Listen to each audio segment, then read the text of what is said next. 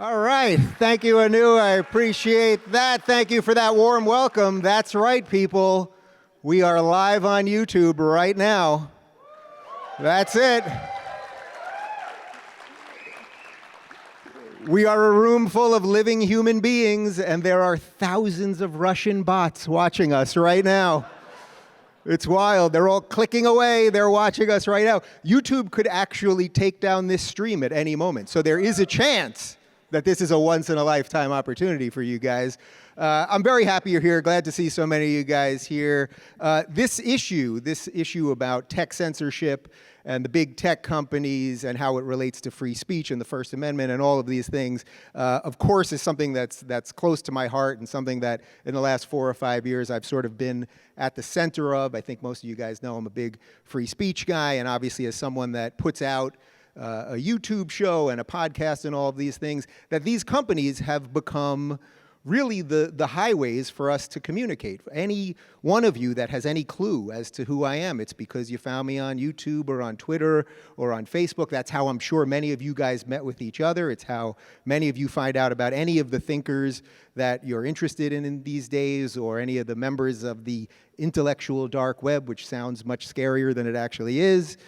And right now, we're at a really precarious moment with these companies because they seem to be cracking down on all dissident thought. And it's not just far-right thought. It's not just scary right-wing thought or alt-right thought or whatever any of those things actually are. What we're realizing is that more and more, these things are coming down on people that just sort of take any position outside of what is sort of what you could describe as sort of mainstream kind of leftist, woke, progressive, I'm using a lot of buzzwords, talk, right? That if you just take any position that is outside of that, that you seemingly are on the outside of what the censorship police think is okay. So before I bring up the panelists here tonight, and we're gonna have a deep dive for about an hour, completely uncensored on all of these topics and sort of figure out what our touch points are and where we differ on some of these things, I wanted to show you a video of something that was released this morning, actually. I didn't know about this. I was flying here. I took a red-eye from LA last night,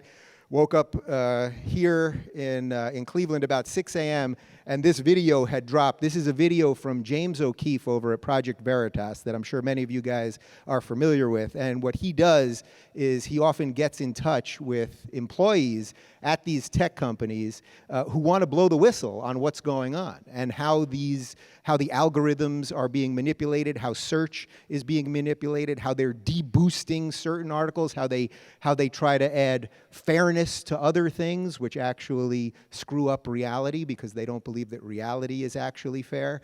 And we're going to show you a 2-minute video now. This is with a Google engineer talking about how they're manipulating the YouTube search and suggested bar that you see when you're in YouTube, and you might recognize one of the guys they talk about. So let's throw it to the video. It was a special occasion that happened in May, and they invited us all to the Masonic Temple to talk about the future of the company for YouTube, and they described that they were going to have more content filtering. And right after that happened, a lot of the content creators started to get demonetized, and their videos started to get deranked. I'm talking about Dave Rubin, talking about Carpe Diem, talking about Tim Pool, and a lot of the other content creators that are within the YouTube ecosystem just saw their view counts just go through the floor. So how is it that Google is able to target these people? The way that Google is able to target people is that they take videos and then they do a transliteration through using artificial intelligence. Specifically, the insider verified that PragerU, the conservative educational YouTube channel, and talk show host Dave Rubin's videos received heightened analysis in the artificial intelligence program Viacom. Viacom polices YouTube distribution, singling Prager and Rubin out as right-wing and news talk. And they look at the translated text of what those people are saying, and then they assign certain categories to them, like right-winger or news talk, and then they're able to take those and apply their algorithmic rebiasing unfairness algorithms to them so that their content is suppressed across the platform. And so they're coming in and they're putting their thumb down and they're deciding which content the users are allowed to see. What's scary about this to you? What's scary is that Google's deciding what's important and what's not important. They are going through and they're effectively deleting conversations from the national narrative. It reminds me of a book called 1984. Yeah, so there you go. I don't want to upset you guys, but just by being in a room with me, you're now alt-right. So congratulations, everybody. Yeah. Uh-oh. Now you applauded that. Now I'm definitely demonetized. Oh, brother. That's all right. So really, this issue, I think, is the issue of our time, because everything else that we talk about, whether we're talking about philosophy or history or art or anything else, it's all dependent on our ability to communicate with each other. And have these tech companies grown too large? Do they control too much information and our ability to communicate with each other? And is there anything we can do about that? So I am going to bring up 3 guests. We normally only do 1 guest on the Rubin Report. Sometimes we do 2. You're getting 3 tonight. So make some noise. I'm going to bring them all out together. We've got the chairman of the board of the Ayn Rand Institute, Yaron Brook. A many-time Rubin Report guest. We have a philosophy instructor at Rutgers University, Greg Salmieri. Woo.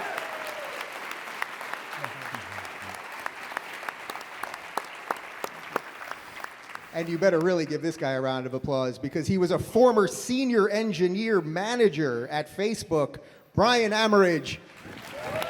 He worked in the belly of the beast, people.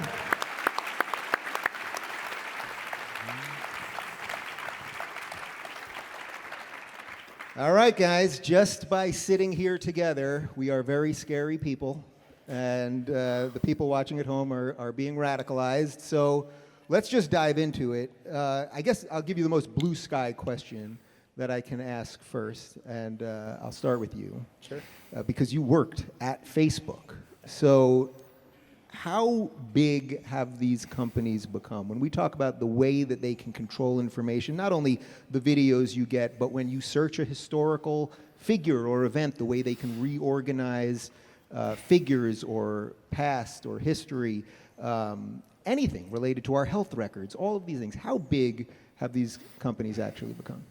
Well, I mean, I think you have to break down what big means in that context. I mean, there are lots of different dimensions you can look at. On one side, they're gigantic companies, which just means they have a huge number of people in, just in the first place. So they've got 35,000, 50,000 people, and each of those, employees is responsible for millions and millions and millions of users effectively. And so you have an unbelievable amount of control, in a sense, of what the experience is like for many, many people around the world, which is part of why people are attracted to working there. But I think you're aware of that as an employee of these companies. That's why you go there. You go there because, and hopefully because you're trying to do something better with that. But you have to be careful, I think, when you're looking at these issues, not to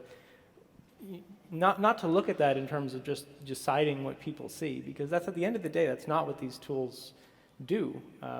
People, it's about distribution when you're talking about something like YouTube or Facebook. It's about what people see.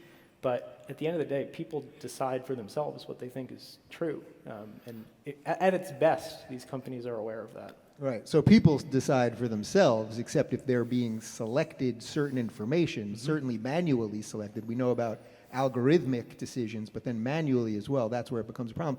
Greg, is it possible that companies like this have become too large in that when you have 35,000 employees, 50,000 employees, you simply cannot control exactly what's going on there? You're giving low-level employees often a tremendous amount of power to manipulate search terms and the way these videos are distributed, et cetera. Well, I think it's a tremendous challenge to manage a large organization like that. I mean, Brian can tell us a lot more, having worked in that industry.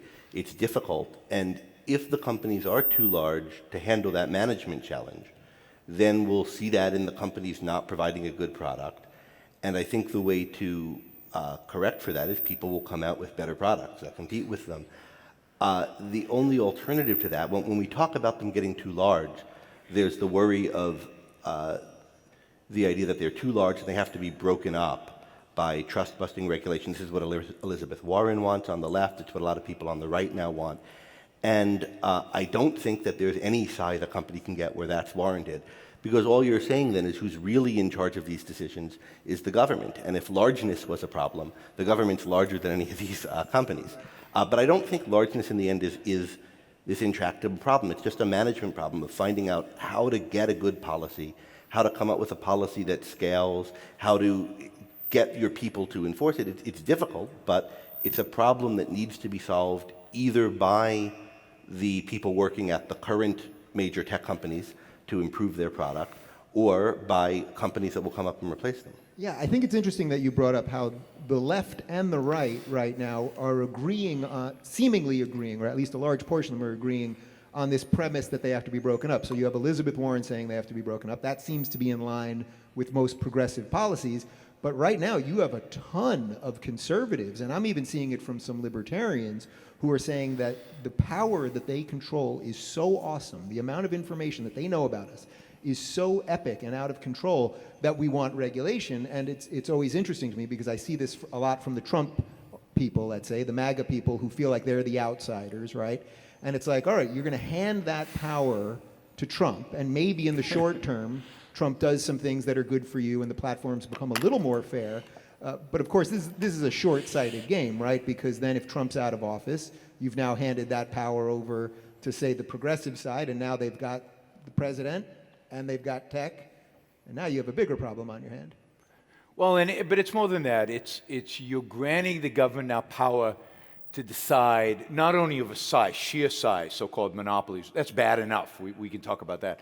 But now you're giving them the discretion of deciding when does some form of discrimination about content, when is that okay and when it is not.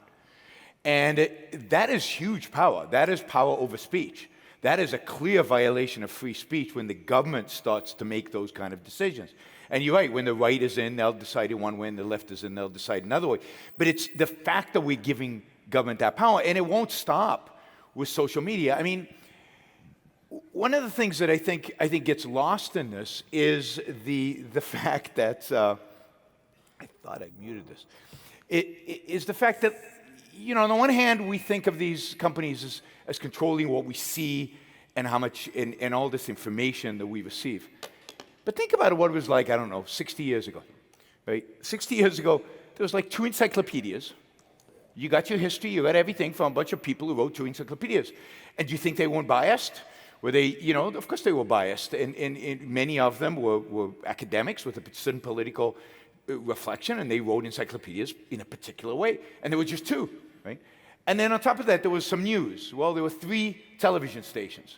If you go back and read conservative media in the 1960s, they thought the 3 media stations, 3 television stations, were all radically left. And they probably were. And when Ronald Reagan ran for president, all 3 television stations were clearly against him, as was almost every newspaper in the country. He won in spite of that. So the history is such that it's always been the case that you know, the news we get, the information we get has been very restricted. Indeed, I believe we live in a time where we have more sources of information, more avenues, more ability to get different points of view than ever in all of human history. It's never been less controlled. So in spite of the size of Facebook, because there's still some competition and because there's still newspapers and there's still television and still a few other things, you've got so much more source of information than ever in human history. And I think it's important not to lose that perspective. Yeah, so I definitely want to dive more into whether regulation could work, and I absolutely think that the 4 of us agree that that's really not. Look, I always tell people, it's like, I pay my California state taxes on a California state website, which looks like Prodigy in 1999. You know what I mean? Like, or, you know, it's so, yeah, that's why you moved to Puerto Rico. There you go. I remember Prodigy. That's how old I am. That's exactly. But okay, but before we talk more about sort of regulation or the platform versus publisher debate, which I think is a really interesting one, Brian, can you just talk a little bit more about the culture at a place like Facebook? Because I think that's what people are really worried about, that even if you can accept Yaron's premise that we have more access to information than ever before and all of those things, that sort of when you have these companies that are so, the culture there seemingly is about conforming to a certain set of ideas, how that actually affects the output and the work. Sure. I mean, so it changed a lot over time. You know, I joined in 2012, and at that point in time, you know, Facebook was essentially an apolitical place internally. It was ruthlessly focused on the mission of the company, which was to make the world more open and connected. It was an unbelievably healthy culture internally in terms of the ability to debate different points of view and to challenge people who are above you in the hierarchy. It was very non-hierarchical in a sense. It was as close to a meritocracy I think you could get in a company. So I think it was very healthy at that point in time. Things did start to change, I think, around 2015, 2016, you know, particularly when Donald Trump secured like the Republican nomination. What happened was, you know, I think in general, the world became a little bit more politicized, and we just started spending more time on that. It became, identity politics has run us up into this place where it became more of who we think of, you know, who we are. And you know, one of these things we had inside Facebook culturally was this sort of goal of bringing your authentic self to work. And what that meant was that there was no separation between your sort of professional life and your personal life. It was, we want you to be your whole self at Facebook. And that makes a lot of sense when you're building a product that is so personal. Like you need to be able to accommodate and tailor and deal with the complexity of people on a personal level. And you need to deal with that level of complexity when you're building the product, if you're expecting people to trust and to share and to bring their authentic self into the product. And so that made a lot of sense from a product perspective. But the combination of those two things, where we're saying, okay, everybody, you know, there is no distinction between professional and personal, bring your whole self to work, and everybody is getting a little bit more political, meant that politics came to work. More and more it started becoming, you know, these political discussions. And you know, Facebook has this culture where, you know, you could put any poster you want up on the wall for the causes and issues that you care about. Most of them were focused on the product and the mission and things like that, but not all of them were. And the sheer demographics of the company, you know, it's in Silicon Valley, it is overwhelmingly left-leaning, meant that was sort of the, you know, the trinity, I suppose, of a perfect storm for far left-leaning politics to kind of come into the company. And you know, there were a number of key events that like made it really clear that was happening. You know, there's a Q&A that happens every Friday with Mark, so the whole company can sort of just line up and ask questions to Mark about what, you know, his thoughts on where the company's going, what we're doing, different conditions going on in the marketplace. And those questions themselves started becoming more political in nature. You know, and we started getting questions like, you know, hey, Peter Thiel supports Donald Trump, and he's on our board of directors. Why are we okay with that? And so the tone of those questions started increasingly becoming political. It became increasingly direct about the fact that, you know, of course we feel this way, and this way happens to be some socially left-leaning point of view. The funny part of bringing up Thiel is that everything that these guys talk about is about diversity. And yet Thiel was the only one, and probably still is, the only one really out there on the board that has any sort of diversity of thought when it comes to any of the issues we're talking about. Yeah, I mean, in fact, as far as I understand, that's one of his primary values as a board member, is that he's often the most far out there. When nobody else has any ideas about how to do something, he usually does. So yeah, it was definitely ironic. So, you know, you started getting more of those kinds of questions. You start seeing these posters, Black Lives Matter are up on the wall, Resist is up on the wall. You see Obama Hope posters up on the wall. And then a couple other things happened that made it really clear that the culture was changing. So Greg, what do you think happened to conservatives or libertarians or anyone sort of right-leaning that they really seemingly have gotten cowed into silence? Because I do think a lot of this discussion is framed around the fact that there's a certain set of views that were, mainstream sort of Ronald Reagan political views, say 20 years ago, that now if you say them, they're thought of as sort of far right. Like the right has really sort of, it's been cowed, I think, by the blatant use or the overuse of racist, homophobic, bigot, etc. Well, I don't think I don't think of politics as on that kind of a right-left spectrum, where what we could think of is like the current politics is way to the left of Reagan, and things that were as right as Reagan were are now considered as far right. We're playing a video game here. I don't know what these noises are. Because you have to go issue. YouTube is messing with us right now. Yeah. People. You see what we're up against over here? So you have to go issue by issue. If you think about, then I'll say why this is, but if you think about, for example, Reagan on trade, well, Reagan's view on trade is pretty similar to Obama's view on trade, and Clinton's view on trade, and Carter's view on trade. Trump's view on trade is way different from that, and something that used to be associated with the far left. If you look on race issues and immigration issues, right? Reagan was very pro-immigration. He did an amnesty and was celebrated for that. So there are some issues where Reagan's positions are now considered far right. There are some where they're now considered left, and it's because these concepts left and right don't really mean much, and they shift moment to moment with the political winds. What I do think is the good things about Reagan, and I don't think of Reagan as any kind of hero, but the good things in him were the defense of capitalism, the being pro-free markets, to the limited extent that he was, the being assertive of America as some kind of ideal of freedom, particularly in his rhetoric about the Soviet Union. Those kinds of things, I think, insofar as the right holds on to them, they don't have the kind of moral defense needed for them, and so they don't know what to say when they're challenged.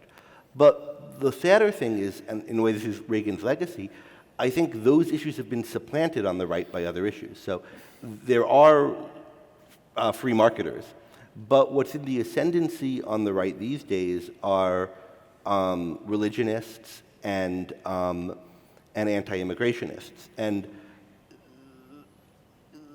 those people aren't what would have been called conservatives in the 60s. They're not the kind of view that I'm in favor of. And I think those people are part of the problem. I mean, those views are inherently tribalistic, fighty kinds of views. They're not views that really come from a place of principle.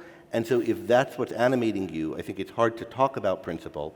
And if you're the minority then, you have that view and you're the minority and the other view is a leftist view, all you're going to be able to do is rage against the other people and feel put upon the same way that the leftists feel put upon in corporate cultures that are different from theirs. And you're not going to be able to have a kind of self-confident, principled debate about what's happening. So there's a lot to blame on the left here too, but I think the lack of ideas and the lack of being about something principled has really been poison to the right. So to that point, Yaron, do you think that part of the problem is that these companies all feel that they have to be political? I mean, if you're listening to what both of these guys said, that there's seemingly this new need that everything has to be political all the time. You should bring your full self to work so that you can be actualized enough, and thus your politics become part of your work. The companies, I mean, every commercial that we see now, from Gillette to Sephora to Nike, everything has some sort of social justice or intersectional angle to it, and that it's leaving us sort of with no space to realize, wow, we live in a country of 320 some odd million people, and the differences are actually okay, and why this country is so good. Well, I mean, the left has for a long time been arguing that everything is political, and that everything must be political, that art, the essential feature of art is politics. That's the theme of our conference here is art. That art is essentially political, that every action that you take is political and imbued with political meaning. And look, the left has won the intellectual debate. I mean, we can talk about, there's a reason why Facebook is dominated by people of the left. There's a reason why YouTube's dominated by people of the left. It's because they won.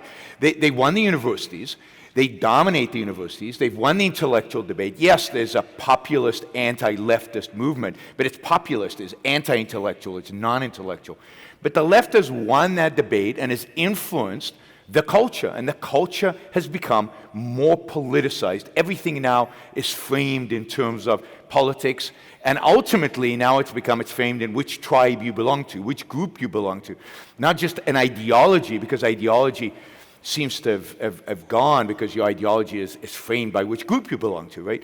So it's all now group politics, and if I'm running a large corporation, and you don't have solid principles and you don't have solid ideas, what do? You've got huge amount of pressure from the left. Notice that the left is very active, right? It has whole committees to identify ads that might not be intersectional enough, or whatever the hell that means, or might not be politically correct enough, and they put pressure on companies. They're very, very active. The people who are pro-free markets certainly have not been that active in the past. Too busy making money is a big part of it, but too busy living. But the left, A, views everything as political, B, is willing to put the resources and the effort and the energy and the action into trying to sway the culture and sway these companies. And you're a CEO, and you're getting pressure from this group, and they're yelling at you, and they're going to your to your shareholder meetings, and they're trying to place people on your board of directors, and they're rallying their people to boycott your product or whatever. It's a huge amount of pressure for unprincipled, for somebody who doesn't have a huge backbone, a really strong backbone, not to resist and not to succumb. And I think what you're seeing is company after company succumbing and doing what they're pressured to be doing. There's a huge moral guilt issue that I've also seen. Like, it's hugely rampant inside Facebook, where the company is unbelievably successful, and frankly, I don't think many people inside the company understand why, and I don't think that they stand tall as they should and have pride in what they've created and the value it creates for the world. And so what happens when you're unbelievably, unprecedentedly successful and you don't really understand why, and you're not as proud as you ought to be in what you've created, is that when these groups come to you and they claim, oh, you're hurting me in this way, you're hurting me in that way, you bow down to it. I mean, you want to help. You want to help the little guy. You want to give back, so to speak. And so I think that often wins. And this is what we've been teaching in business schools. We've been teaching corporate social responsibility for decades. We've been teaching stakeholder capitalism. Now, don't maximize shareholder wealth. Don't make money. That's not what you're about. What you're really about is appeasing all these stakeholders. So now a stakeholder is coming to you, a powerful stakeholder with a big voice and a moral voice, and saying you can't do this, do something else. It's easy to succumb because of the guilt, and it's also consistent with what you studied in business school. Well, that one I find just at a personal level so interesting, because I am not a shareholder in Google, but I am a creator on YouTube, and when they demonetize my videos, because I talk about, I'm pretty sure something like 6 of the first 8 clips that I ever did with you were demonetized. This Radical, your own right over here. And it's crazy with that shirt. I've never seen that part of your arm before, by the way. I've literally only ever seen you in a jacket. It's amazing. This is a risque episode. Yeah, turn this into a fashion show or something. But one of the things that I always think about is, okay, look, as a private company, they can do whatever they want when it comes to demonetization. They don't have to offer my channel monetization in the first place. They don't have to offer me that service. And by the way, I always acknowledge this, they give us tremendous technology to do literally what we're doing right now. I mean, I'm not paying anything for this live stream. This is going out, hopefully, to hundreds of thousands and millions of people, absolutely for free. So it's funny, when I rail against YouTube, it's because I want it to work better, and I feel if I use my voice, that would be better than using government force, let's say. But it's interesting to me on the shareholder part of it, because it seems that if they were trying to maximize profits, if that's what they're really there to do, as opposed to do good, or whatever some of these catchphrases are, well, you'd want to put ads on every video out there, and maybe there are some things that are really too extreme, or certain things that are illegal. For an ISIS recruiting video you don't want on your platform. But beyond that you would have a simple set of rules that says we're going to treat everyone else fairly. And this, I think, will also get us into the platform versus publisher part of this conversation, which I think is interesting. But wouldn't that make the most sense? Just purely if a business was operating the way a business is supposed to, wouldn't that make the most sense? Just let people put up content, we're going to advertise it, and if it's illegal, you can't put it on our platform, and we're good. I mean, first of all, I think a lot of these companies have bought into the stakeholder social responsibility kind of mantra. So they don't just maximize shareholder wealth. I wish they did, and I wish they would be proud of it and stand up for it, because that means they're creating value. By creating profit is a signal of value. It's a symbol of value. Shareholder wealth means you're creating wealth, new wealth. You're creating something incredibly valuable out there. But it's not obvious to me, right? Take, for example, there are lots of TV shows. Take television for a minute. And some companies choose to advertise on some shows, and other companies choose to advertise on other shows. And there's certain places where there's no advertising, and nobody wants to advertise on them. And it could be that the segments I did, advertisers would rather not advertise there. I don't know, right? I don't know how YouTube decides these things and how much communication there is with advertisers in terms of these things. It could be that advertisers, that the companies behind it are saying, we don't want right-wing stuff, or we don't want objectivist stuff, or I doubt it. Right. But the lack of transparency is part of the problem, right? That's huge what I'm always problem. saying. It's like, tell me what the rules problem. are. Give me a consistent set of rules, and we can either play to those rules or not play to those rules. I wouldn't change my content, but I would say, all right, I'm going to have Yaron Brook on today. We know that's not going to make any money, and we have to, fundraise in some other fashion, let's say. I agree completely. I mean, the biggest problem I see with all of these platforms in terms of, is that they're not transparent in terms of what they're doing. So we don't know what they're doing. We can't plan, as creators, we can't plan how to relate to them. And in terms of monetization, which is so crucial to somebody who's building a business around this, you don't know what's going to be monetized or not. A lot of my videos go up, and immediately they're not going to be monetized. The algorithm has said it's not monetized. And I click on, review, please have a human being review this. And almost all of them, not all of them, get monetized afterwards, right? A human being looks at them and says, oh, well, it's not that bad. But if I knew what was causing this to go one way or another, I could adjust. I could decide how to do this. But I think a lot of the rules that they send us, we sign these contracts, these terms of service, and they're complicated, and we don't know what's in it, and it's hedged so that it gives them enormous. And I would. You don't have your personal lawyer review those contracts for you when you sign up for these things? You don't have your guy on retainer looking through the 50 pages? I probably should have, but no, none of us have. And every time you have to click on a website that says you can't do it. It's not feasible. And so it would be good. I think one of the things that I think hopefully new platforms that ultimately compete with these do is if they're going to have certain restrictions, that they are transparent about them, and they have some mechanism maybe to even challenge a decision, maybe some kind of arbitration, way to arbitrate these disputes.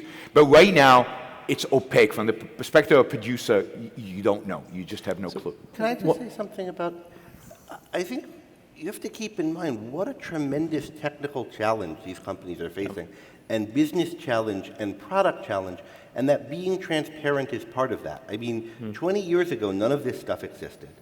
Now, I was talking to an engineer who works at Google in the YouTube division earlier today. He was telling me it's 500 minutes of video a minute get uploaded to YouTube. I mean, imagine the kinds of decisions that go into figuring out how to do that. They don't have a rule book. They didn't realize ahead of time how big the issue of politicization on the platform was going to be. Maybe they should have. But they weren't prepared for it.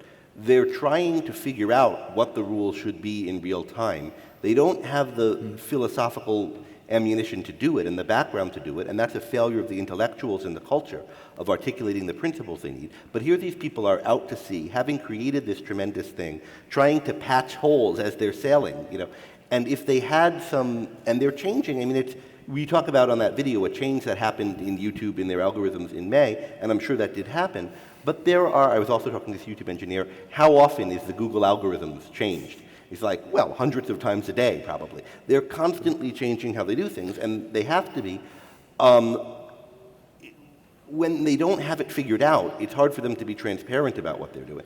So I think it would be a much better product if there was that transparency, and hopefully, eventually, they'll be able to either evolve to that or be replaced by better products. But it's a real accomplishment to get there, and we've not gotten there yet. So, Brian, I'm starting to think that there's sort of an emperor has no clothes feeling to all of this, that actually the companies themselves, because they have grown so large, don't fully know what's going on with the algorithm. Is that just a naive way of looking at how engineers deal with this? No, that's absolutely true.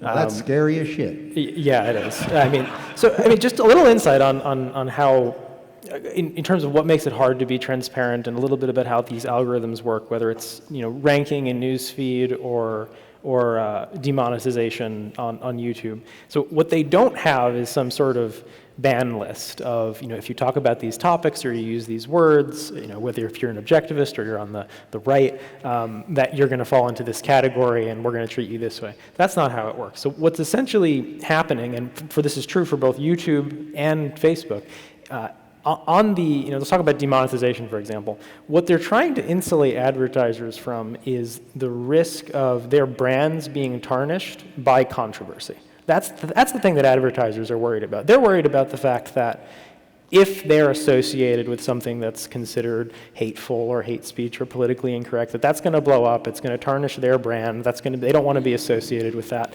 Is that a very strange thing, though? Because I don't think, say, before the internet, if you were watching any NBC sitcom, you weren't thinking that whoever Tide endorsed that particular episode of The Cosby Show or something like that. Yeah, I think people have become a lot more sensitive about it, and they've become much more.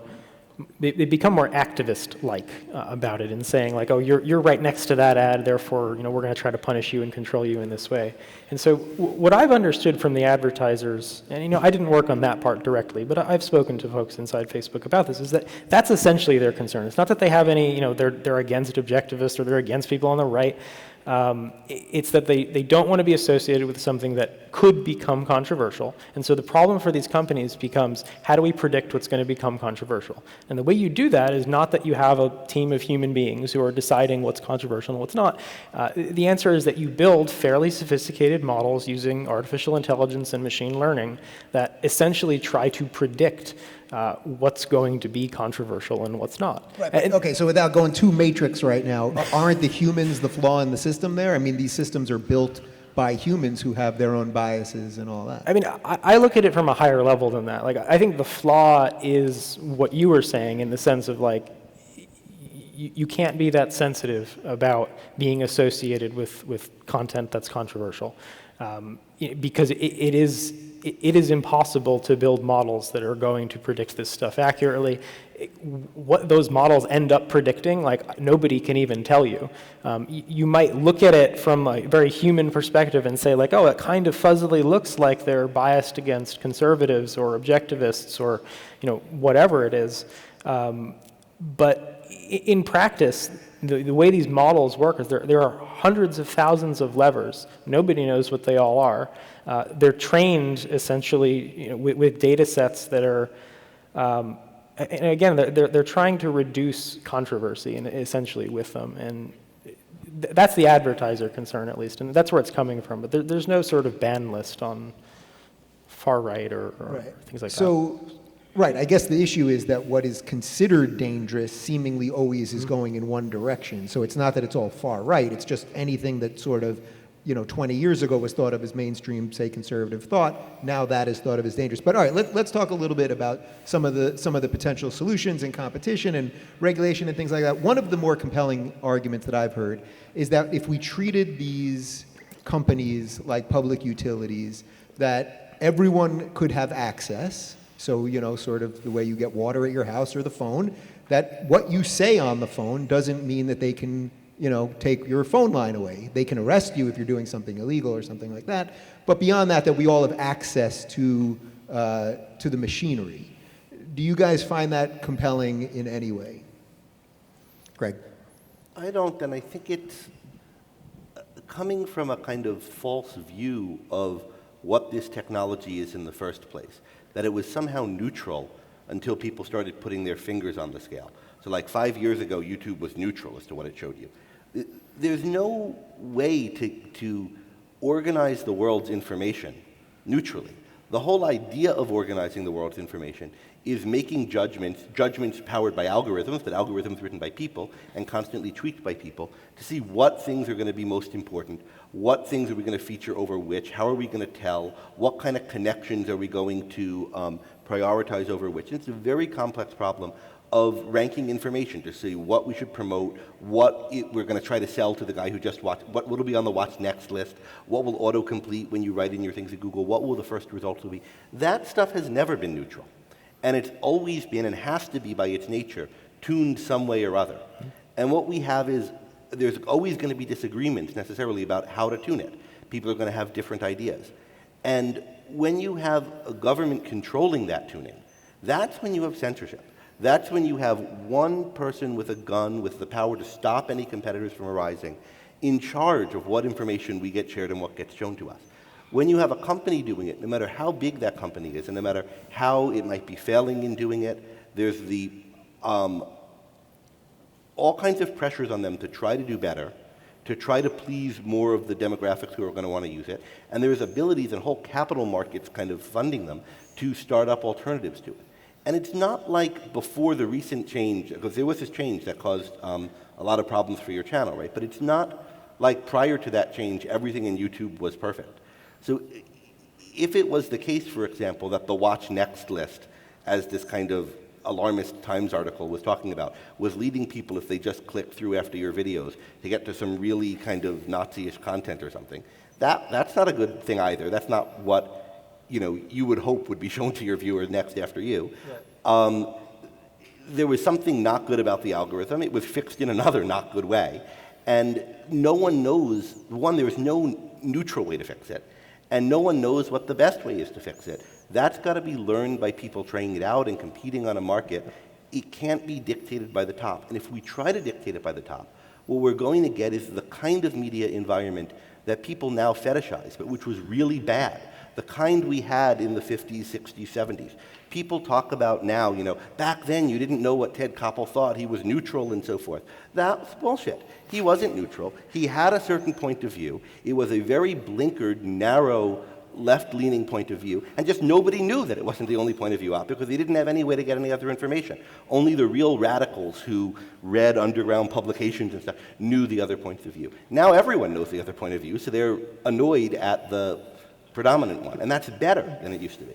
So for those of you that might have missed one of the references that Greg made there, last Sunday in the New York Times, there was a front page cover story that had pictures of about 40 YouTubers, and it was about radicalization to the far right and the alt-right by YouTube.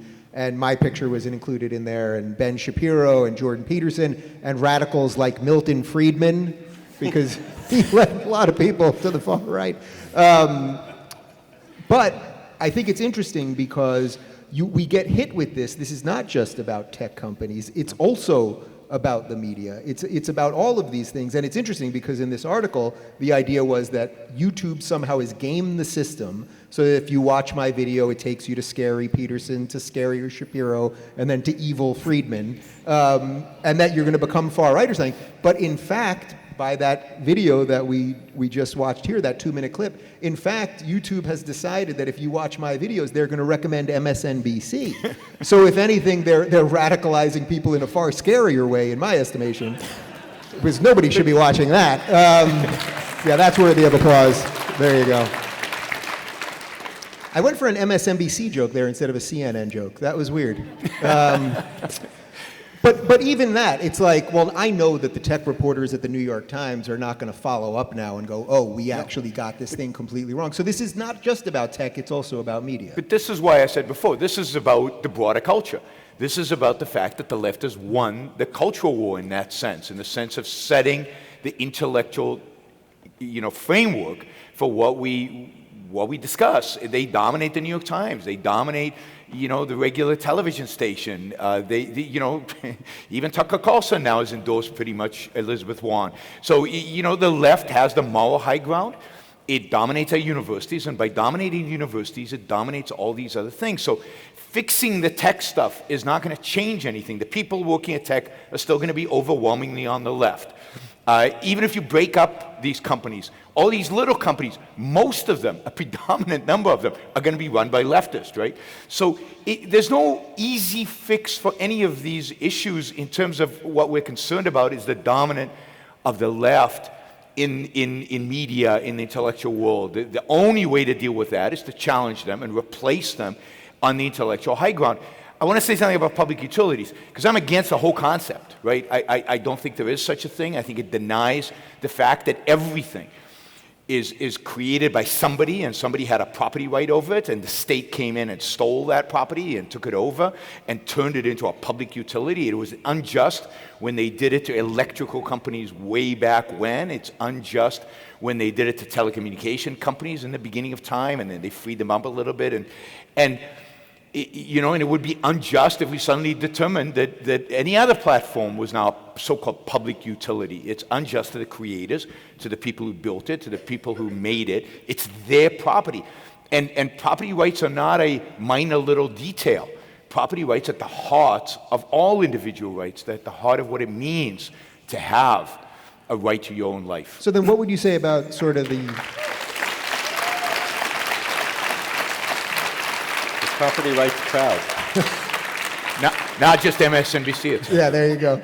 What would you say then to the argument, this sort of platform versus publisher argument, which is another one that I find at least compelling at some level, which is that if you're a publisher, so if you're a network, let's take Shapiro's Daily Wire, for example, if they write something that's libelous, Ben and the rest of the company, they're responsible for what is on their specific platform, as opposed to a wide-ranging platform where we are the creators and they have different sort of legal responsibilities where they're not supposed to be choosing what can be seen, what can't be seen, making political decisions related to advertising, things of that nature. Do you find any compelling argument around that?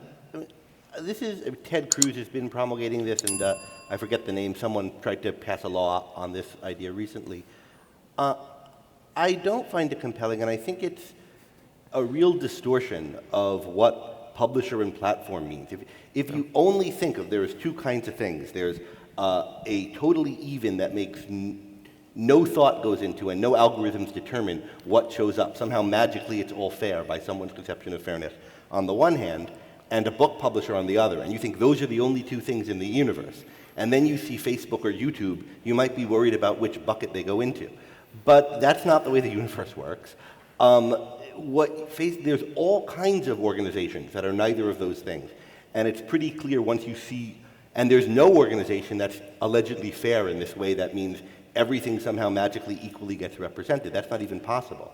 But if you think of all the kinds of organizations there are, lecture halls that rent out their hall to different people to speak about different topics, and they don't select who they're going to put on. They're not a promoter, they're just a lecture hall, but maybe they think, well, we wouldn't have this guy there. Colleges that let people speak at them, libraries that have book clubs, and you could have a book club at the library, parks that let different people speak at them, bulletin boards, and someone runs the literal, physical, bits of cork up somewhere, and someone puts things up and takes them down. And bookshops, which have different books. They didn't publish the books, but they sell them. Right? All of those things, none of those kinds of things are subject to libel laws, or have been subject to libel laws as far as I know. They're all way more like what Facebook and Google are than our publishers. So I think this is, not by everyone who's repeating it, but by the people who started, I think this is a clever, dishonest argument. I think it's a way to destroy the concept of publisher in people's minds and make it include basically everything so that we could have control over basically everyone.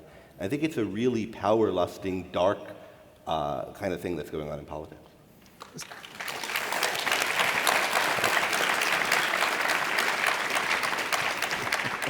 So then as the guy that worked at one of these tech companies and left, did you just feel it was untenable? There was nothing that one guy could do?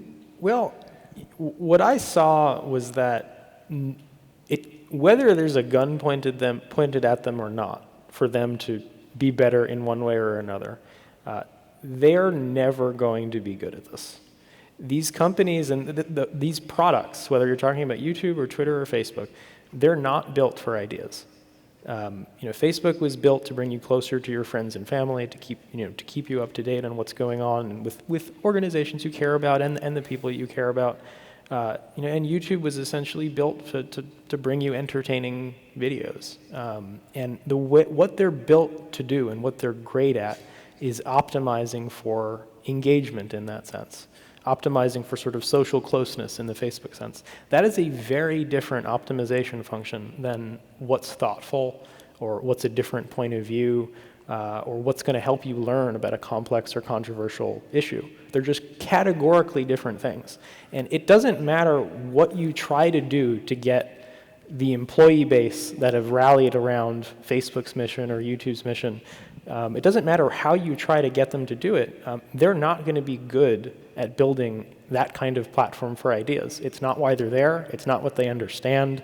I think it's outside of their wheelhouse. And that's why I left. I left because it doesn't matter what happens after this. They're never going to build that thing that I want so deeply, which is that platform for ideas. So as the guy who was mentioned by the insider, and I'm feeling a certain crunch on this and dealing with the demonetization and the rest of it, I've said this publicly many times, it's pushing, so on the idea level here, I really am with you guys. I do not want, the government does not do anything well. I do not want the government involved in this. As I said, the idea that they could come in and run tech companies when they can't run their own websites is ridiculous to me. But it is pushing that sort of libertarian side of me to its limit. It does feel like it's going to snap. And the example that I would give is, let's say right now, as we're watching this, someone at YouTube's going, well, I don't really want them to see this, so we can throttle the video down, and you know what someone else is going, you already throttled it, why don't we just cut the stream altogether? And then someone else is going, well, why don't we just delete his channel altogether? And then someone else says, why don't we do that on Twitter? And someone else says, all right, let's do it on Facebook. And they can, in effect, digitally assassinate you.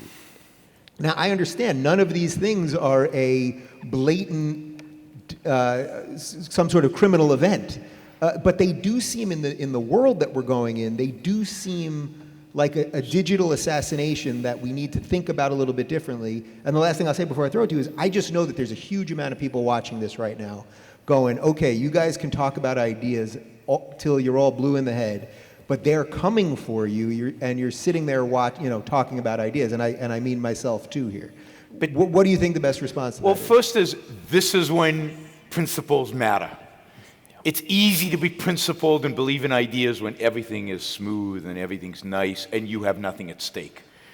But if the principle of property rights, if the principle that the government shouldn't intervene in free speech, shouldn't monitor, shouldn't decide what's okay and what's not, if that principle is a right principle, and I truly believe it is, then yeah, sometimes we're going to have to fight for it under conditions that are hard. And I get why it's hard for you, right? I mean, they're after you, they're attacking you. But this is when it counts. It didn't count a few years ago. What difference did it make, right?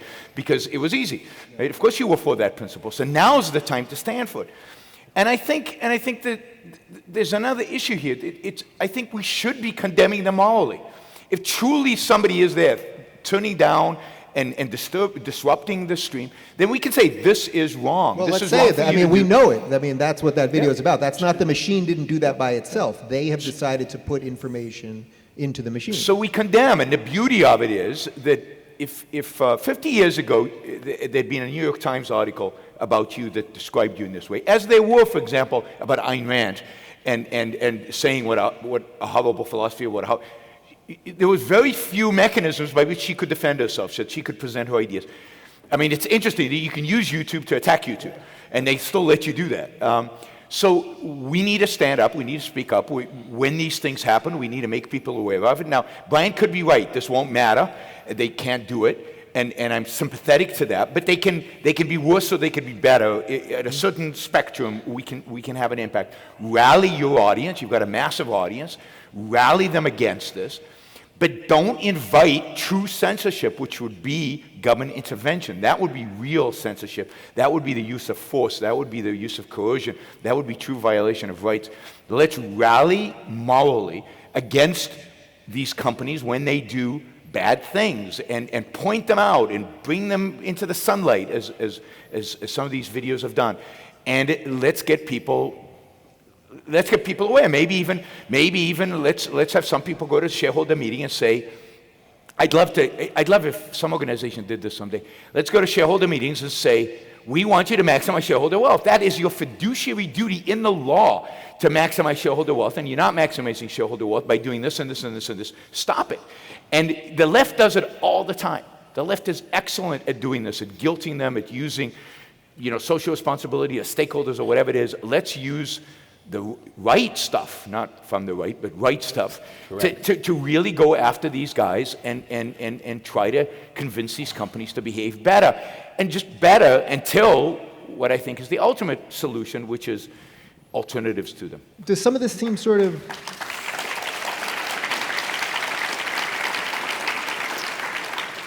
Does some of this sort of seem inevitable to you, that we had sort of a golden age of the internet where we didn't really know what it was? We didn't know what we were walking around with in our pocket. We had access to the world. Everyone was on every platform. We signed up for every new social media site. Then you realize there were all sorts of bad actors on there or whatever it was. And you see now there's a big pushback, people canceling Facebook accounts. I take weekends off social media altogether. I do August off the grid, which I want to get more people to be involved. This is just sort of the next step in what the internet it is, that we're starting to, after 20 years or so, we sort of know what it is now, and that maybe the next version is that platforms can't survive for all of these reasons. I mean, for what it's worth, that's always how it's felt inside Facebook. Like, we have no idea what we're doing. That should be the company tagline right there. We were, I mean, and I don't mean that in a derogatory, sense. I mean, what Facebook has done is unprecedented. Like, to have a community of almost 2.5 billion people that is, where people can actually connect with each other, where you can have an idea and get it out into the entire world. People with no money, no power, no connection to the media have the capability to do that. That's a complicated thing. And especially when you throw human beings into it, it gets even more complicated. There's no recipe book for this. Facebook wasn't created by mimicking any other business, and so I say that in a joking way, but I actually have a lot of respect for the company in that sense, in that they're real pioneers and innovators in figuring out how to make this work. And so that's a good thing and a bad thing. You have to give them a little bit of slack for that, but I think holding them accountable for what you want as a user is also important. The other thing, just to go back to this point of, this is pushing your libertarian principles. I think you've got to take a long-term view on this stuff. Like, especially for you, I'm sure you feel the heat on this every single day. But if you just zoom out for a second, like, we haven't had that long with this issue so far. It's only been, I'd say it's been a couple years now. It's unprecedented. It's going to take a while to figure out, whether that's these companies figuring it out, which I think is unlikely, or it's competition coming and actually offering something that serves people better. That takes time because these issues are so complicated and because it is unprecedented in a way. And you have to give it time. And what happens, I think, if you don't take the long-term view on this, if we just say, well, this hurts right now, and so we're going to try to fix what we've got right now, is we're going to prohibit the ability for all of that competition to come. I'm working on some of that stuff since leaving Facebook, and what I can tell you for sure is that if I wake up one morning and there's a law that's passed that governs how my future company is going to have to moderate content, that's it. We're done. That's the end of that business at that point in time. And so, I think you've got to take a long-term view on, if you want, whether it's what I'm doing or what any of the myriad of other folks are doing in this space. If you want that stuff to have a chance of surviving, we've got to take the heat for a little while. So is the lesson really that human ingenuity is sort of always the answer? I'm working on something as well. I'm working on a couple things, actually. And I've really come around, I can't say too much right this second, but I've come around to the belief that sort of small will be the new big, that we went big on everything. We bundled everything and everybody. And I think the next version of this is sort of an unbundling and making things smaller and figuring out what type of people we want to have associations with. And of course that will come with massive risks because we don't want to end up in our own echo chambers and that sort of thing. But that this all feels like just sort of the the next step in this evolution, as scary as that might be for those of us that make our livings doing this, and it's not fun waking up and seeing your name in the New York Times when they're doing that sort of thing. That's a trend for what it's worth, like within social media today. I mean, it's very much so. If you're working at one of these companies, one of the things you've got in the forefront of your mind is that social media is fragmenting. For good reason, for network effects. It starts with these massive networks that sort of do everything, but as they mature and they get older with time and it gets more complicated and you get lots of different use cases, it makes sense to specialize. And so Instagram in a big way within Facebook is seen as taking over a lot of the friend content that used to be on Facebook, as Facebook has sort of evolved into more of this news consumption, public perspective kind of content. You see things like Nextdoor, for example, taking over a lot of neighborhood content that never really did all that well on Facebook, but now it has a real home, and that company is doing pretty damn well. So the fragmentation of social media at this point in time, I think, is happening, and I think one of the next big fragments is going to be ideas. And I think there's a reason why some of the CEOs of the big tech companies are talking about regulation and encouraging it, and partially because they have the money to deal with it. They're going to hire the lawyers and they'll hire the compliance officers and they'll deal with it. But Brian doesn't have the money to deal with it, and you don't have the money to deal with it. You're going to be crushed by whatever regulation comes. And the more we encourage government to come in, the less chance there is for this to evolve, because this is an evolution. The markets take time to solve problems. And there used to be, automobiles in the first 10, 20 years were not very good. And there were a lot of accidents and bad stuff happened. And it takes time for us to develop better products that are better fit for customers, that work better for customers. And you need to allow, and this is why freedom is so important, you need the entrepreneurs the space to think outside of the box, think new, and then to exercise on that thought, to manifest it in reality without some government oversight and some long book of regulations. That's how you kill innovation, how you kill an industry, and how you kill thought. Human thought just disappears once the government steps in, because it's stepping in. It's not benign. It's stepping in with a gun. Government is a gun, and guns are appropriate in some contexts. It's self-defense. But when they come in and say, you have to do it this way, otherwise, here's the gun, it stops progress. And that's what's at risk here if we hand this over to a governmental solution. Could I say a word about, in the present context, morally judging these companies, and about what we can do in the face of this until the new companies come up or the present ones change their policies? First of all, when we're judging them, we have to keep in mind that the gun's there already. Zuckerberg was dragged in under threat of subpoena to testify in Congress.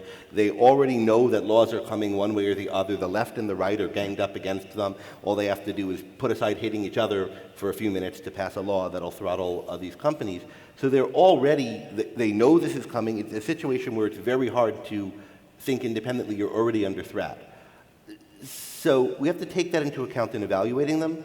Second, we have to take into account when morally evaluating them that almost all of the news we get on this, and I include in this things like Veritas, are really non-objective and skewed. It's hard to know what the perspective is, and everything that's going on, they're always cut in some way to make it seem either great or horrible, and it's hard to put it in perspective. So I don't know. I could imagine a thing that could have gone on in Facebook or in Google rather, where they were trying their best to solve a problem, and it looks really bad when you put it this way, but there's, if you knew the whole story, it would be okay. I could imagine a way where they're being really bad.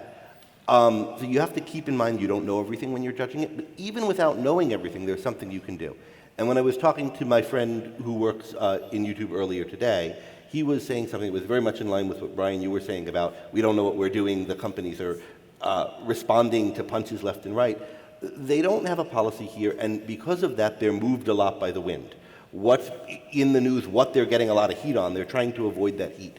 And without knowing if Facebook is sort of scheming against you, we can know that there's reason to be worried about your content, about the content of other people we care about on the platform, and we can know that a loud cry of, we want to make sure Rubin's not demonetized, we want to make sure he stays on this platform, and likewise for other companies that or other content creators you care about, a loud upcry about that could really make a difference.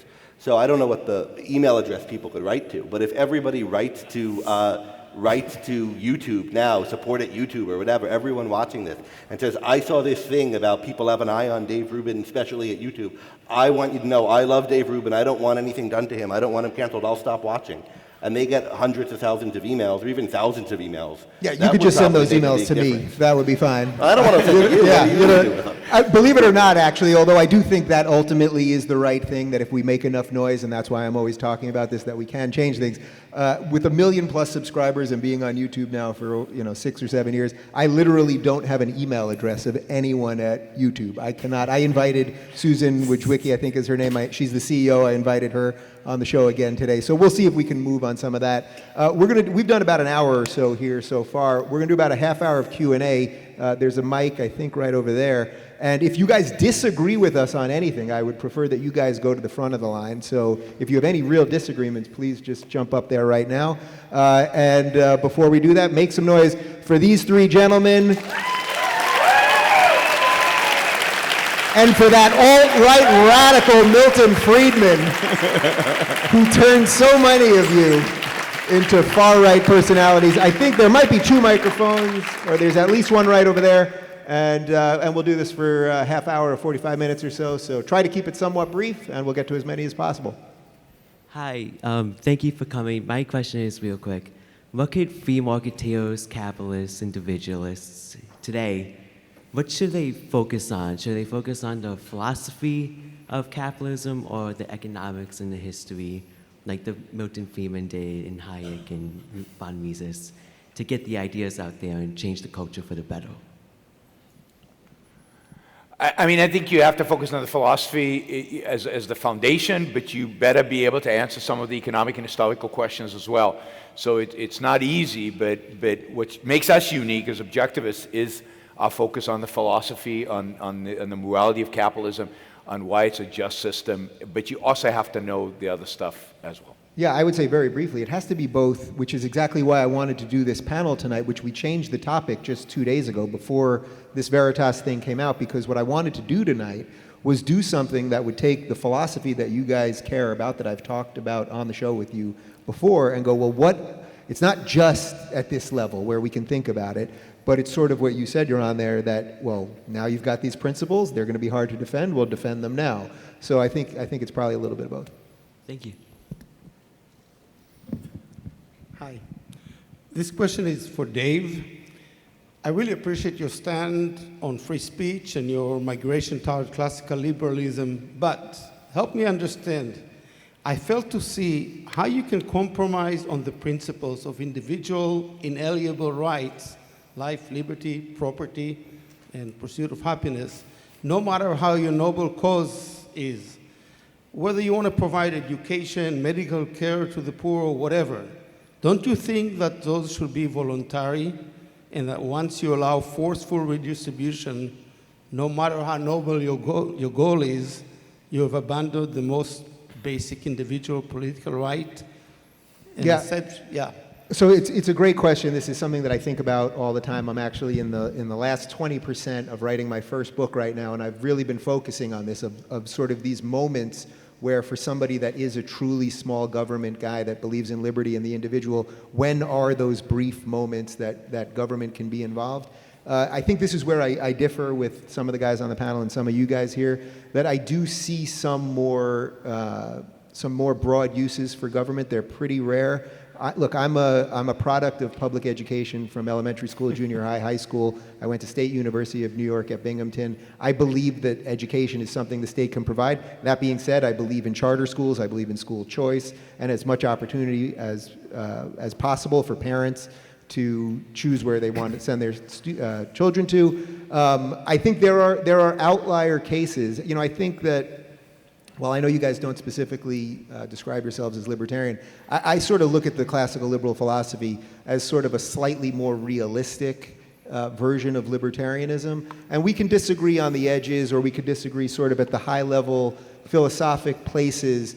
of really, are we forcing anyone to do this or that? And you know, does the state ever over encroach? Well, it does all the time. We know that. But I think you have to pick out some things that are sort of realistic within a framework of we're a country that's existed, you know, 200 plus years, and we're trying to manage, as I said before, 300 plus million people, and that it's not going to always be exactly as you want, and sometimes maybe there is a little more use for government. So I have a little bit of, I would say, a disconnect between what I sort of believe purely at a philosophical level and what I just think is real politic. But I think it's a great question. This is what Ayn Rand said, check your premises.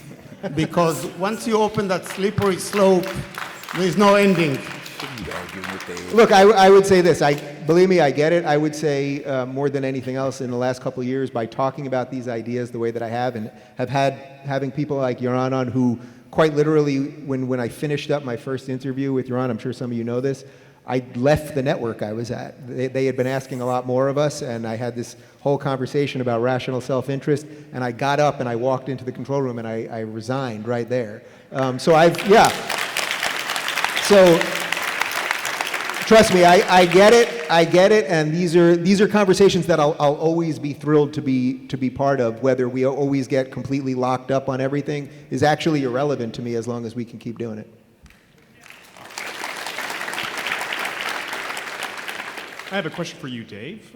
Jordan Peterson recently had Joe Rogan on his podcast, and in the last 10 minutes or so, teased out ThinkSpot. So I'm hoping you can elaborate your involvement in that and what you hope it actually turns out to be. Yeah, so I actually didn't see all of that, but I know that Jordan did mention it while I was talking to Joe. I can't actually say too much for a couple Sure, you sort of insider reasons at the moment, because the platform hasn't been fully launched yet, and it's just going into beta right now.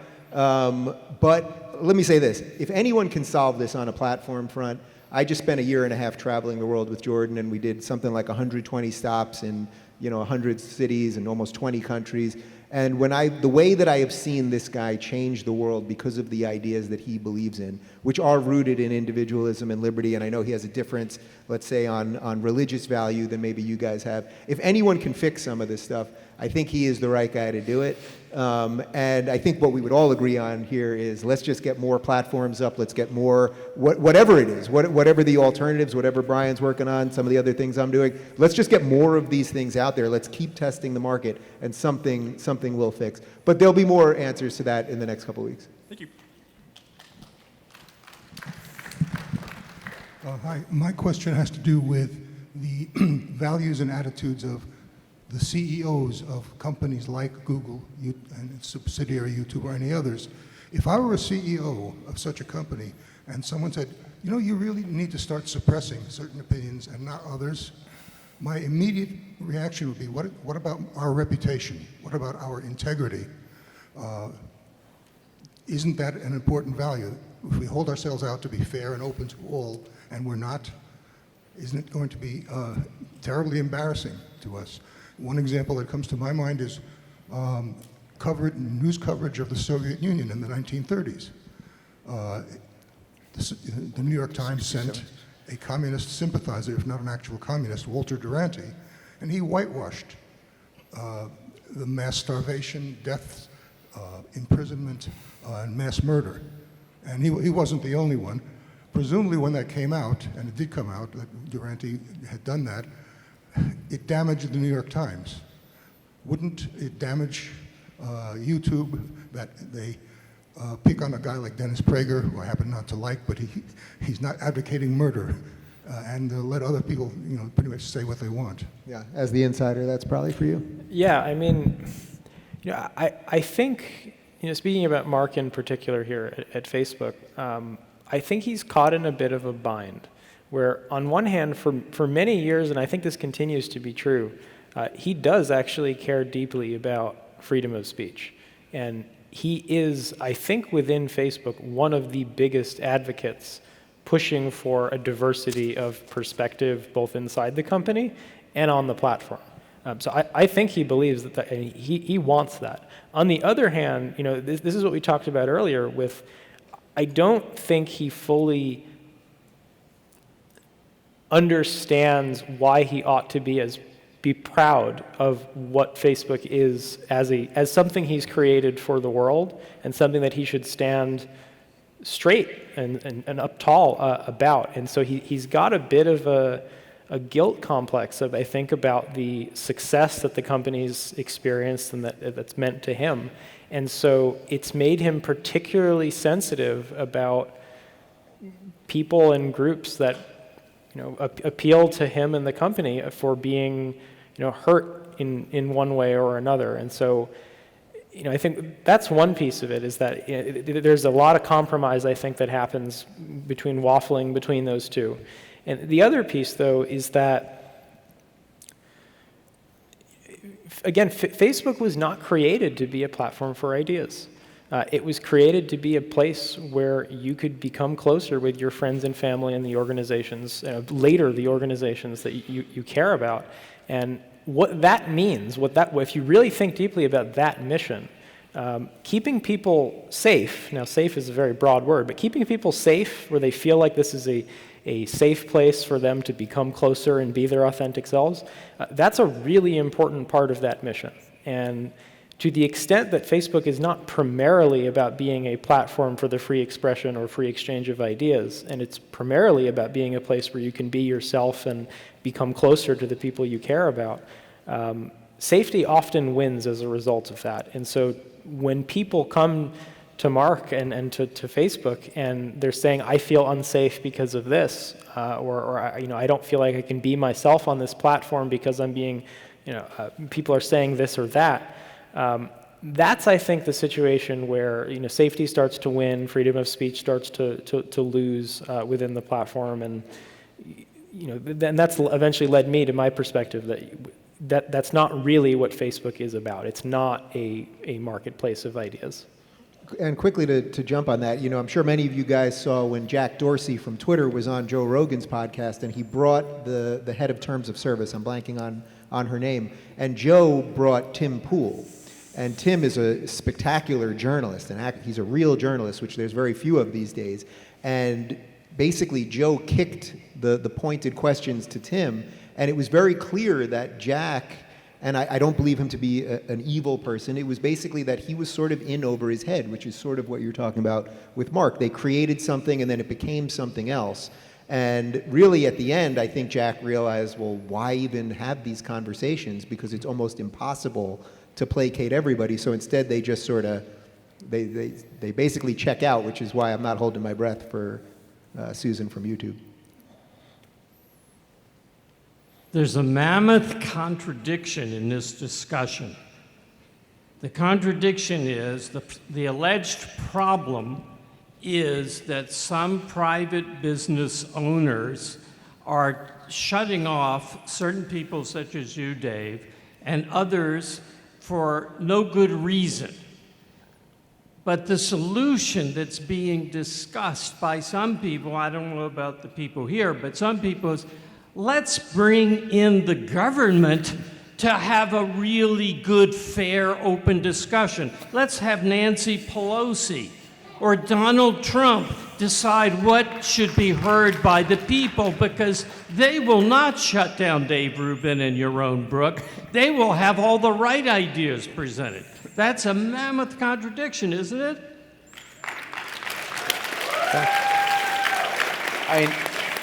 Well, the only thing I would trust Nancy Pelosi with is what drink to order me at the bar, but that was too mean. I thought you guys were going to like that one. Yes, well, there's a huge contradiction. I think we're addressing that, yeah. Yeah, no, absolutely. I mean, the government is the last place you want to go to decide who should be on a platform and who shouldn't be on a platform, and what is reasonable speech. And the idea that these private companies are being influenced, let's say, by a leftist ideology, and that politics will not be influenced by a leftist ideology, is absurd. I mean, in political correctness and all of that. I mean, politics is filled with that. It's filled with that more so than any other realm. So the idea of bringing those people in is bizarre to me, because they're the worst. They're the worst offenders. Yeah. And we've already seen it. So this isn't, in a way, it's something new. It's new with the internet. But we've already seen this happen. And this is an objective with comfort. So Ayn Rand was writing about this in the 60s. And in the 60s, we had a worry that the TV news wasn't fair, that some people owned too many newspaper companies, so the op-eds were all slanted in their favor. And the Kennedy administration was trying to use antitrust to break up major media companies because they were worried about precisely the same thing people are worried about now with, is Google too big or whatever. And we had the FCC being used to really kind of constrain what points of view were allowed on the air so that it could be, quote, fair on television and radio. And as a result of that, you had, particularly the FCC thing, which succeeded, the antitrust against newspapers didn't. You had decades of stale, monotonous, nobody saying anything, the range of points of view that were discussed were tremendously constricted. You had some of those FCC rules eliminated in, I guess, the early 80s or late 70s. That's what allowed talk radio to become a kind of platform where there were a lot of right-wing voices, where there were mostly left-wing voices on the other stations. Now we have this oasis of freedom on the internet, where suddenly a wide range of views that aren't right or left as you traditionally think of them, that are coming out of the blue, people like you, people like Peterson, Yaron getting more of a voice, and whoever else, Tim Pool, Joe Rogan, all these kind of voices coming up, new ideas being heard, people being discussed. And at the first hitch, at the first time there are some bots or something, and it maybe it skews, maybe in elections goes weird differently than people want, or too many people are insulted, or the companies overreact to that maybe by shutting down some account they shouldn't. At the first hitch, the whole damn country is calling to call the guns in to bring us back to the 1950s. Right. To shut down the conversation, to put force on the mind. This is wrong, and it's not going to solve anything. It's going to kill the goose that's laying the golden eggs. We hear the golden eggs is the opportunity to spread new ideas. It's killing the freedom of the mind.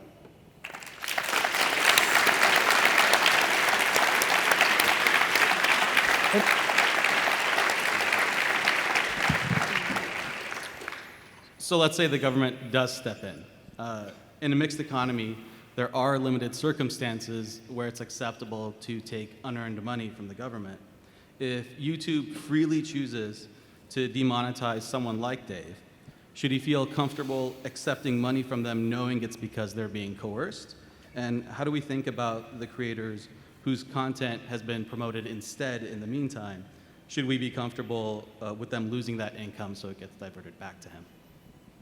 I mean, I would say on the personal level, this is why everyone has to make the choices that are right for themselves. And I think if you do what's right for you, you can sort of illuminate the path to figuring out what's right for other people. So, for example, I'm sure many of you guys saw this back in December, January.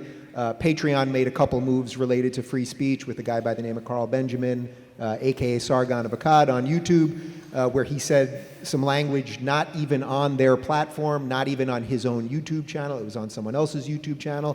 They didn't like the language that he used, although it was out of context, and they booted him off the platform. And Jordan Peterson, myself, Sam Harris, and a few other people, we had the luxury, because we're doing okay, of saying, you know what, we're going to make a principled stand right now, and we're gonna leave the platform. And then I moved everything over to my website. Sam did the same to his. Jordan did a few other moves. And through that, actually, our monthly subscriptions went up, because I think we live in a time of a sort of bravery deficit. And I think if you show people that you will do the right thing and occasionally take some risks, I mean, you know, I'm not the greatest businessman in the world, but I'm pretty sure a normal businessman doesn't voluntarily give up 70% of their company's revenue, but that's what we did. And I found out about 2 days later that we were up by 30%. So I think if you do what's right, yeah.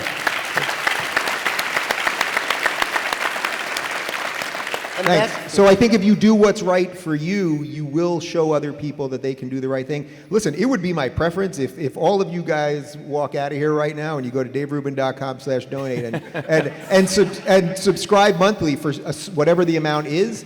I would gladly, just out of principle, I mean, I think about it every day. I would love to shut ads off on YouTube altogether. I can't do it right now. It's just not a functioning. I have full-time and part-time employees and insurance and all of those things. I can't do it right now, but we're working on some of the solutions, and Brian's working on some, you know, I'm sure you guys are working on some, at least just in your mind, if nowhere else. But some of those solutions will come, and then people will be able to do sort of what's right for them. Thanks for showing that first video. I just wish they'd mask my voice a little better.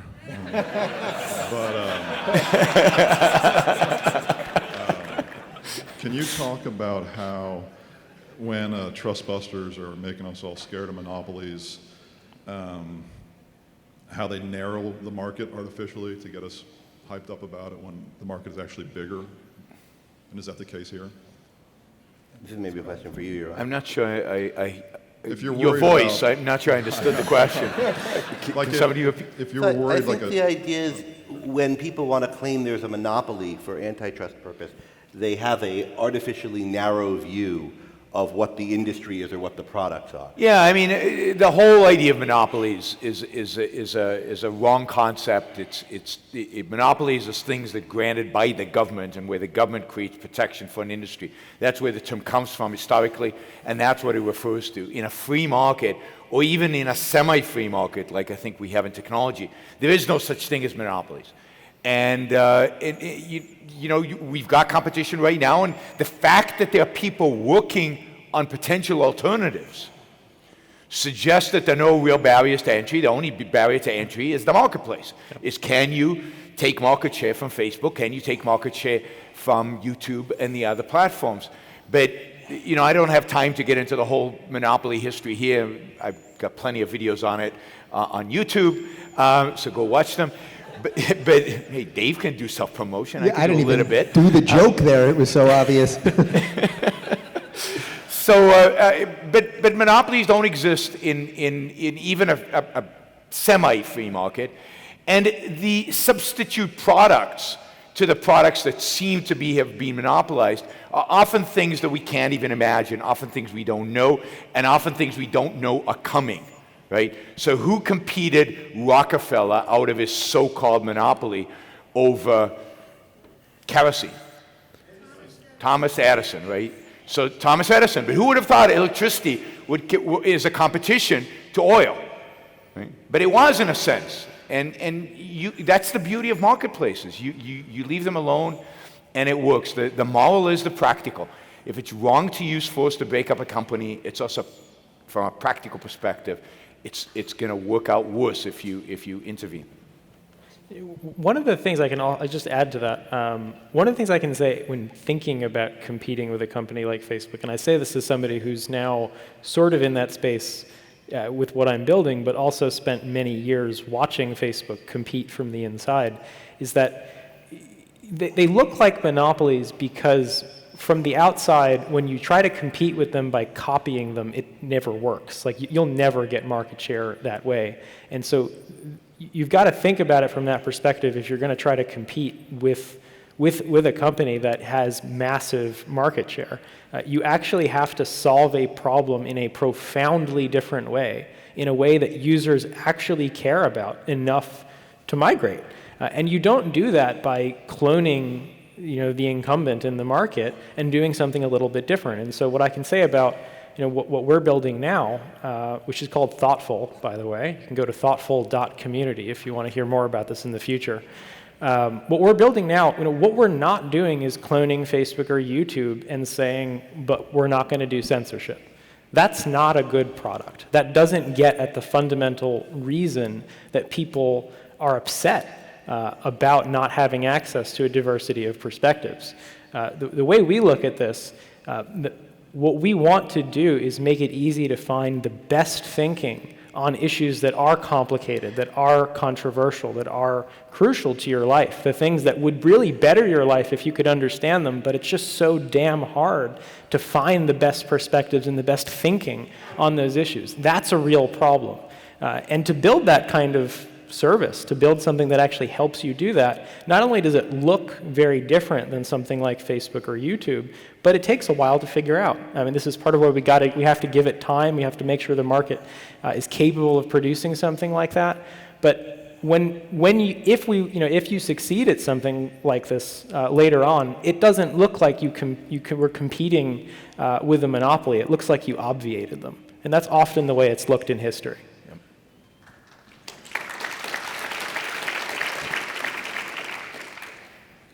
I worked with elite Silicon Valley executives and VC executives for the past few years. And I think there's a lot of sinister ideas in Silicon Valley in social media, but I think there's a mechanism that's being overlooked. I think that the entrepreneurs who run these companies are bad thinkers and they have bad ideas, but I don't think that's where the sinister ideas are. It's actually the consultants and advisors that they bring in to solve these problems, and they bring them in from Stanford University and Harvard University and the Obama administration and future administrations. And these are where the really sinister ideas originate in Silicon Valley. And the CEOs are vulnerable to them. So that's the bad news. I think the good news is that thinkers, such as all of us, we're not duped by manipulation. You can hurt Dave Rubin and Yaron Brook financially, but it's not going to silence the truth. And everybody knows we're being manipulated who think. Now, uninformed people might be manipulated, but I'm optimistic to think that those who matter, who are going to affect the culture in the long run, they're going to be victims who are going to be wiped out and bankrupted along the way. But the truth is, if we are aware that we're being manipulated, the games that Silicon Valley is playing in this way are ultimately going to all fail, and better ideas are going to prevail. Your thoughts? So, I mean, I agree with your first point, and it's my point about the left, in a sense, winning the intellectual battle and dominating the intellectual high ground. So when somebody comes in from Stanford, yeah, what are they going to be? They're going to be conventional thinkers, which is now on the left. I'm not convinced about the second point, right? So, and it's true that those who already know the stuff are not going to be manipulated, but what about the young kids who are just trying to find new ideas? And clearly YouTube is throttling my channel, so I'm getting to, and they have been since about September, that I'm not getting to as many young people as I used to. So they're never going to be exposed to these ideas. They're never going to discover these ideas. And I think that's true of Dave, and I think that's true of a lot of producers on YouTube. The platforms can indeed reduce our exposure, reduce the number of people that are exposed to us.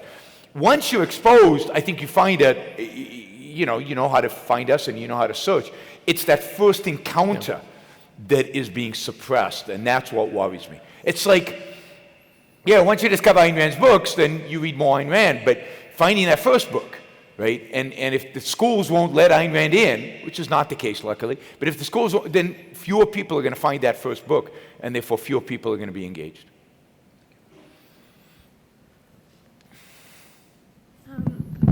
So first of all, I wanted to commend Dr. Brook for his very lucid comments, even though he's completely an outsider into the tech industry.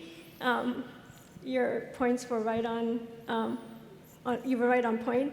One thing which hit me as part of this discussion is it seems like there is a lack of understanding of the engineering culture in some of these companies.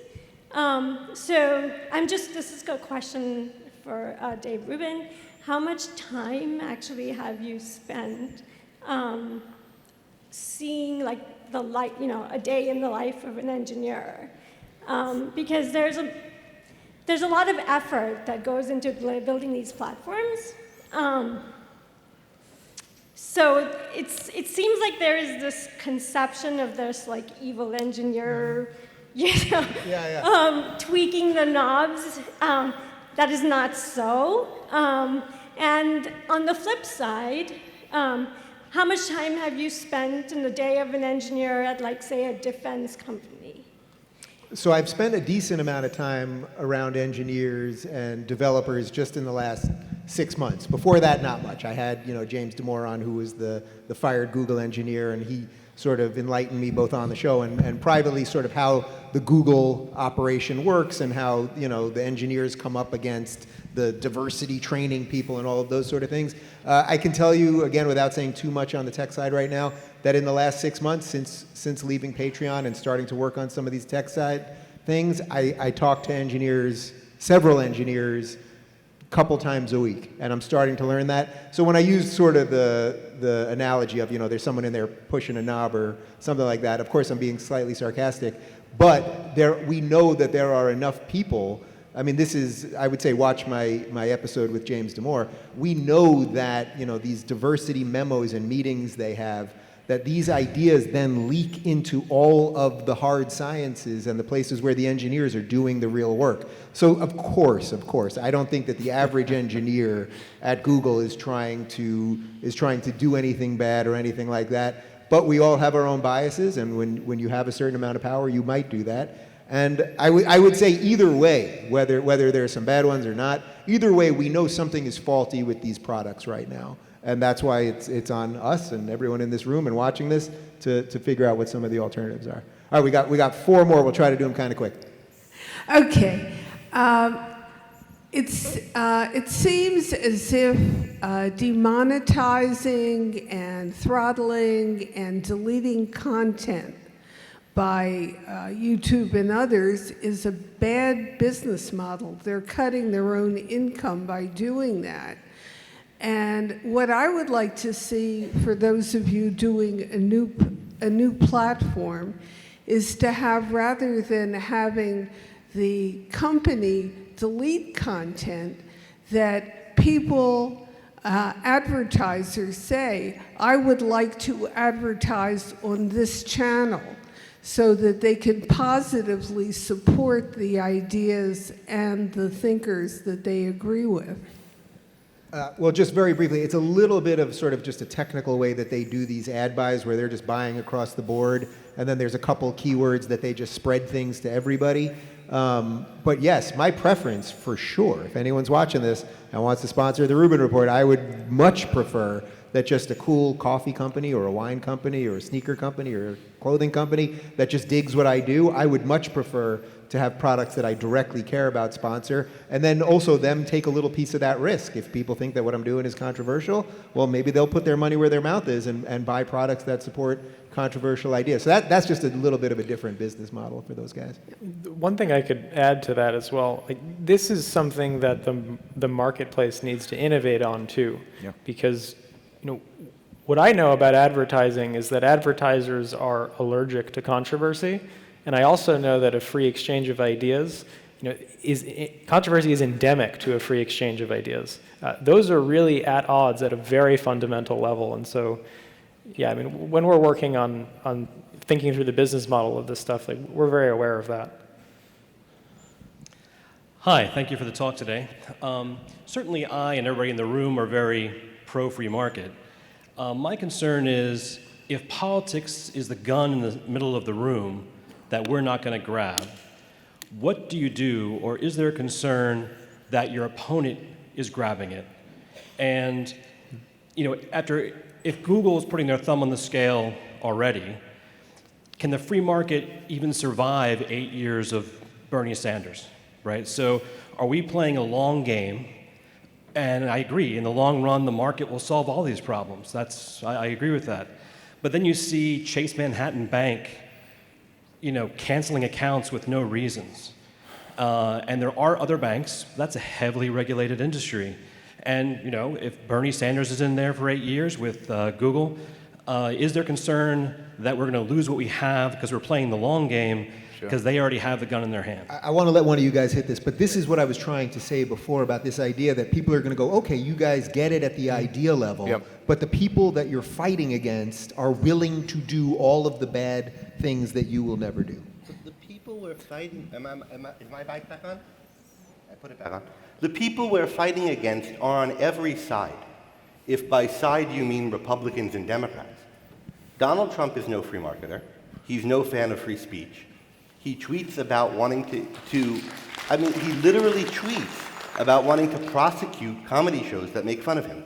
No one's done that. I can't think of another president who said it. So I'm not saying he's the worst ever on free speech, but it's not like this guy's going to be good on free speech and we got to get him versus Sanders. And then who are Sanders' other opponents in the Democratic? Well, Warren wants to, it's not like there's some candidate on the horizon right now who's really better than the other ones on this. What we have to make known if we want there to be better candidates in the near future is that all of these options are the same and equally unacceptable. And which thug with a gun starts shooting it at people speaking? If it's this one or that one and he gets your left ear or your right ear, that is no different. You're just as dead or crippled either way. We have things we can do to support freedom on these platforms. We can make it known that we're against candidates who want to regulate this industry. We can judge, once we have two candidates to vote for, right, which one is a little bit better than the other on that. We're in this position, we don't know whether the Republican or the Democrat will be the worst. They're both going to be bad. We can make it known why we're voting for one or the other or why we're abstaining. And we can do a lot in the meantime to support the people who are trying to build other platforms, to get on those other platforms, to talk to these companies about what we want out of them, to protest if we're afraid that they're going to cancel a channel we want. There are practical steps we could take, but joining the struggle to grab the gun with other people who want to point it at us is not going to save us. And all the other factions that want to grab the gun, all the ones that are trying to point it at us, are trying to point it at the mind, at the people who want to speak freely.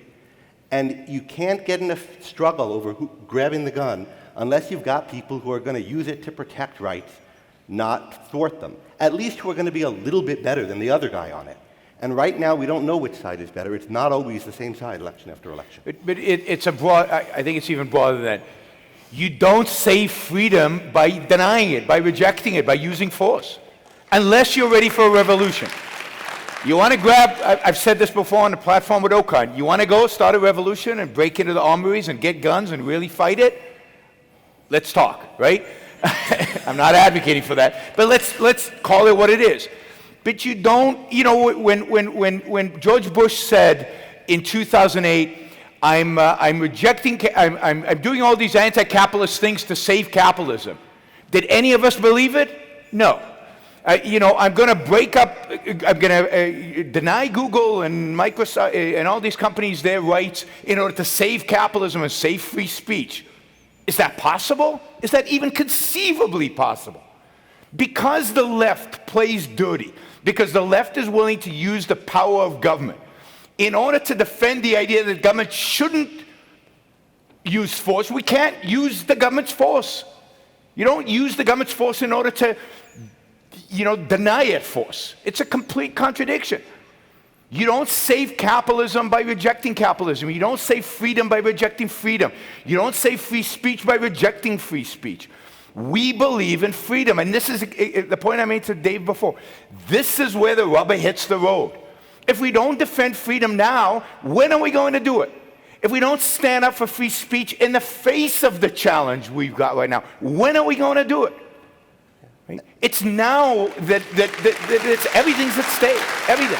And that is not a sacrifice for principle, right? It's not a sacrifice of principle. We have a principle and we're willing to die for it. We can't live without it.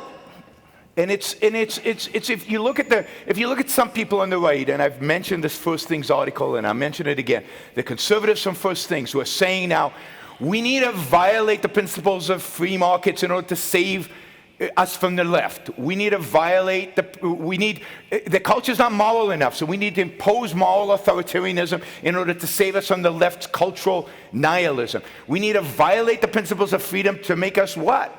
To make us authoritarian. That's what ultimately this all leads to. You do not achieve freedom by force, unless, again, it's really by force, unless it's revolution. And then, okay, then the gloves are off and let's go do it. You know, I have a little bit of training, so I can help you guys out. Yeah, boy, short sleeve Yaron Brook is ready for a revolution, people. Go for it. All right, two more.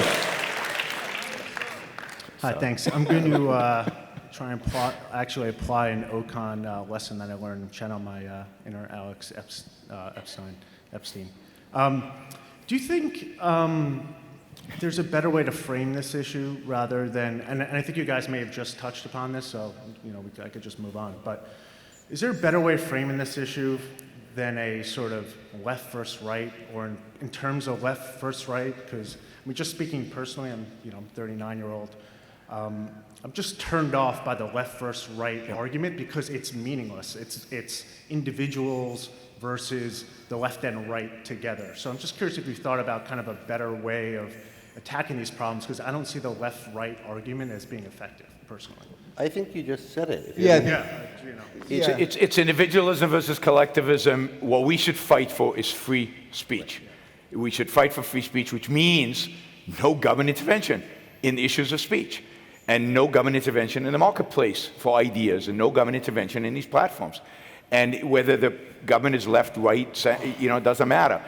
Collectivism and force have no place in the marketplace.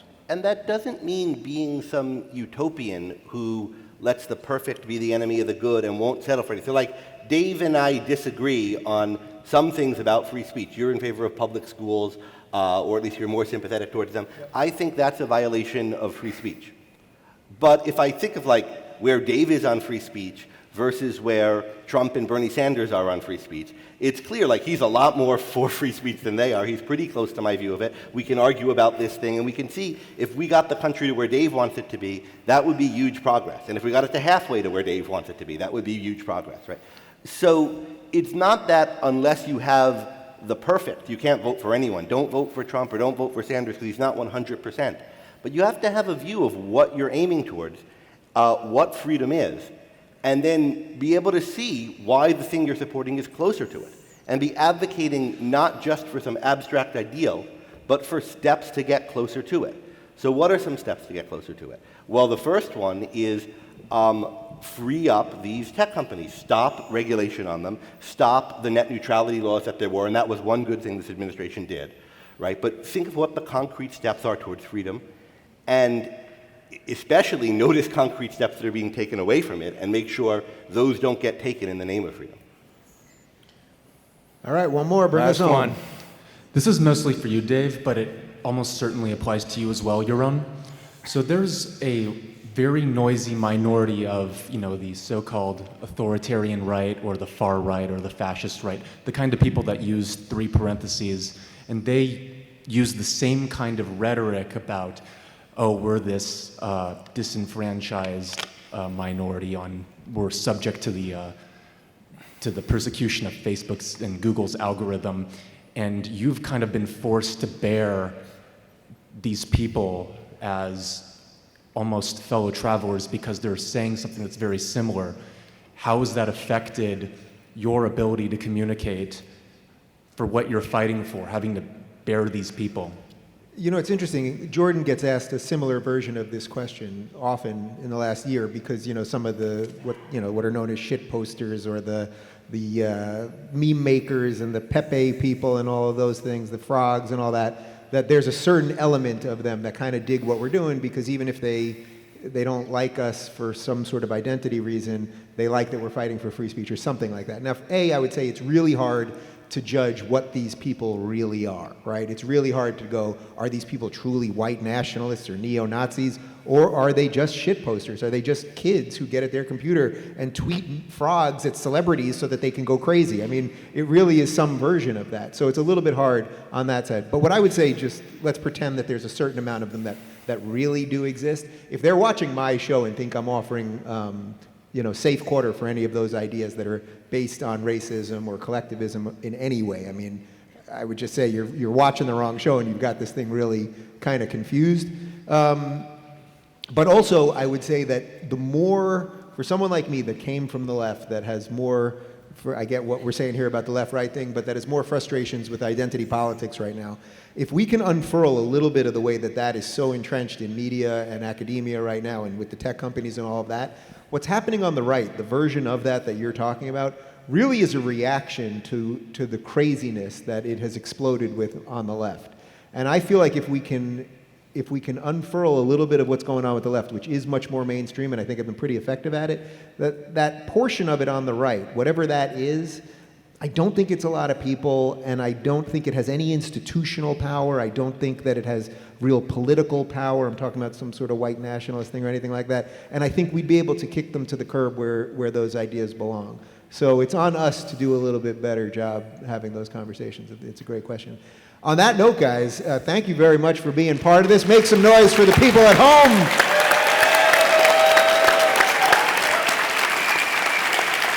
And thank you to my panelists. And I do want to just,